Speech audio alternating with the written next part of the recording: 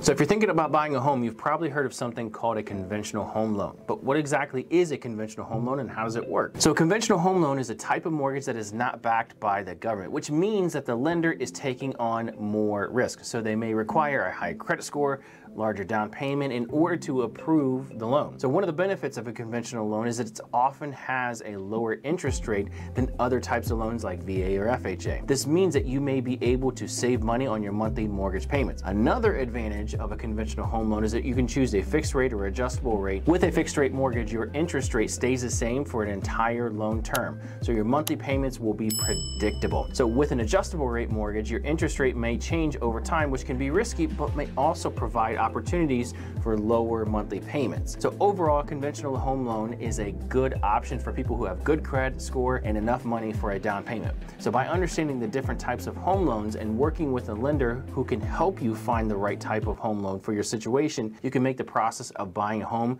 as smooth and stress-free as possible.